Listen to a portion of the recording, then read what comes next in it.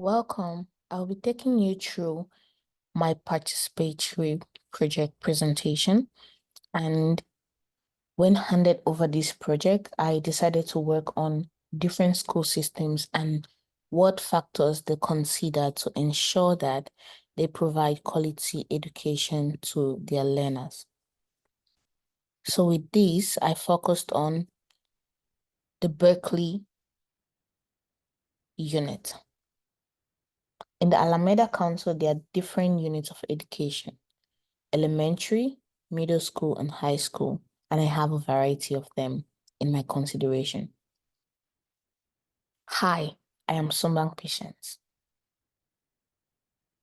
I considered factors like SDG 2, which focuses on zero hunger. It is said that a hungry man is an angry man. So how do you get information across to an angry man? Different schools in the Berkeley unit focus on giving students access to the fuel that will enable them focus in the classroom, and that is food. These schools give their students up to about 20% of free meals to ensure that they focus in the classroom. Also, they bring their students to an understanding of food literacy, because exposure of food to decomposition in the environment releases a lot of nitrogen that is detrimental to the ecosystem. Progressing, I looked at good health and well-being. Some schools consider football for recreation, others consider swimming, others consider hiking, because Berkeley is a very rocky, mountainous area.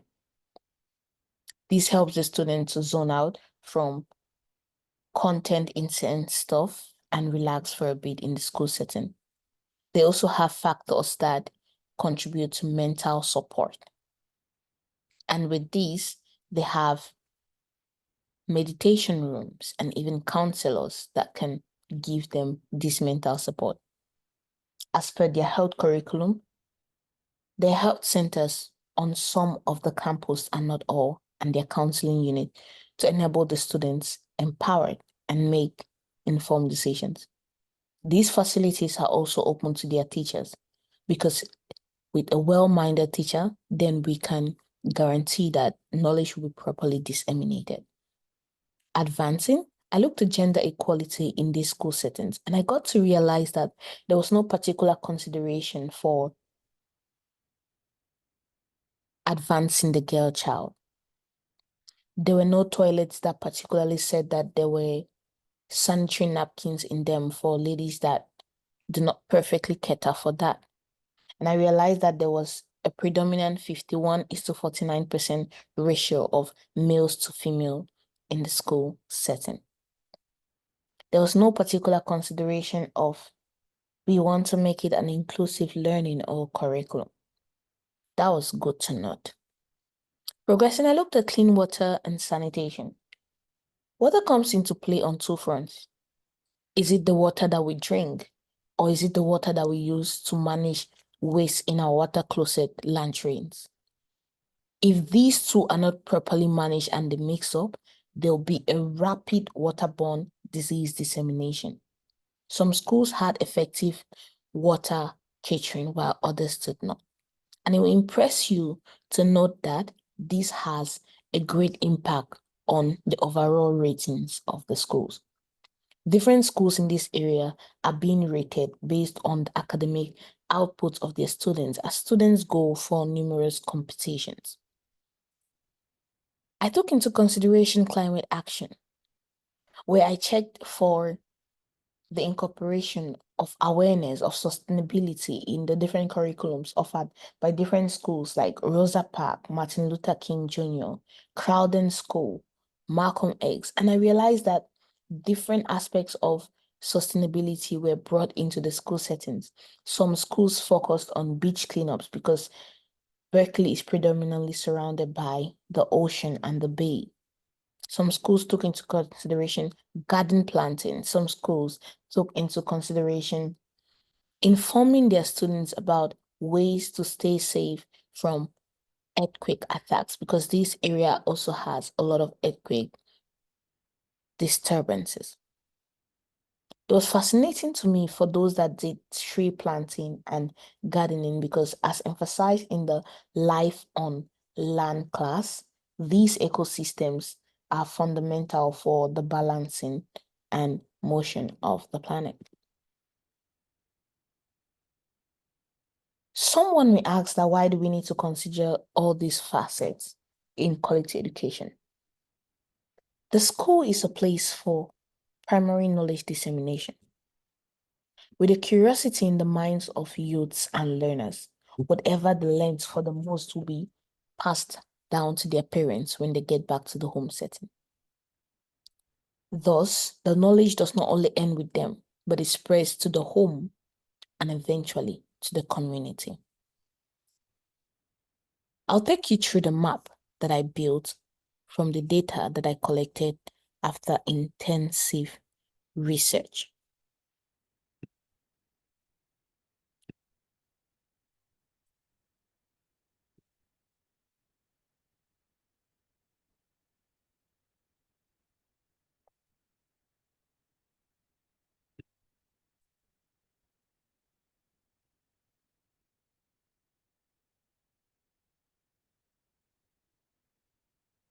On this map, I decided to use different colors for the placeholders of the school so that it can be easily noticeable.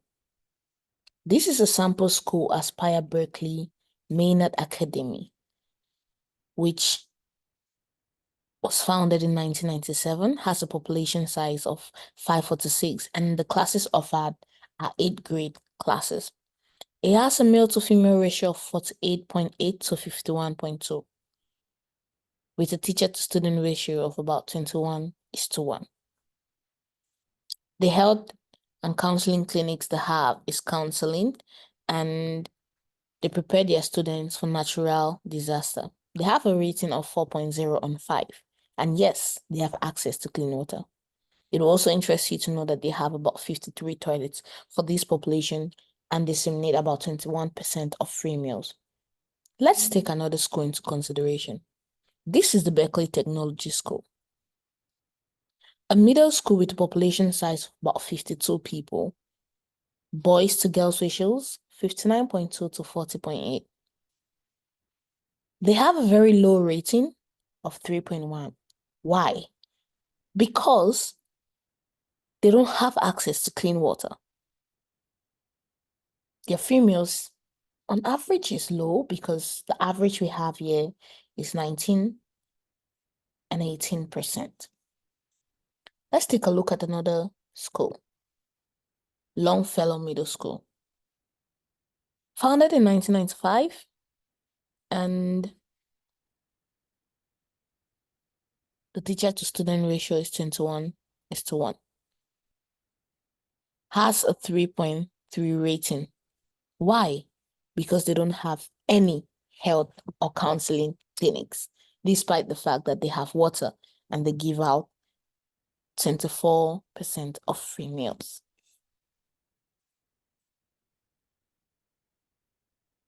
So I looked at all these different facets, analyzed how they really impacted the school setting, and I came up with this bar graph, which I would like to show you now,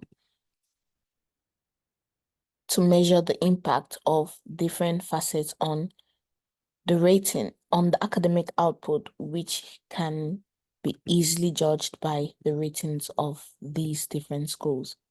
So with this bar graph, the blue lines represent free meals and the red lines represents the number of toilets. Looking at the lower label, you can see the different names of schools, the ratings, the population size as well. Schools with high percentages of free meals on average have a high rating, with schools like Fusion Academy having a rating of about 4.9 and schools like Black Pine having a rating of about 4.92 with very high number of free meals that are disseminated in schools. Of course, other factors contribute to these ratings, But I believe that these factors cannot be neglected when doing this consideration. If you look at schools like Berkeley Technology Academy at the very end here, they have a rating of about 3.1 because they have no water and sanitation facilities for their school setting.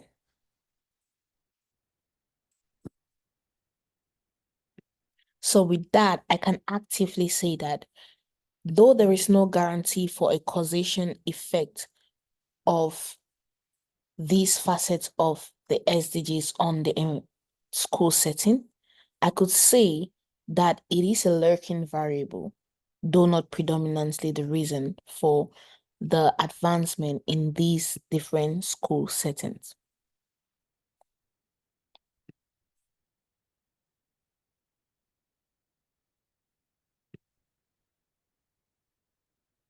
In unison, increase food and improve performance over time.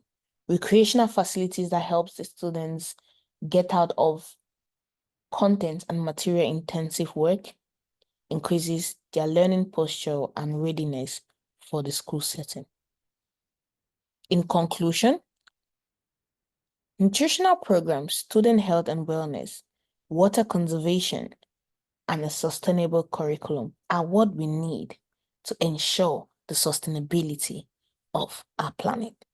SDG 4 is a fundamental tool used for the creation channel to foster other SDG goals. Together, let us receive quality education to build a sustainable world.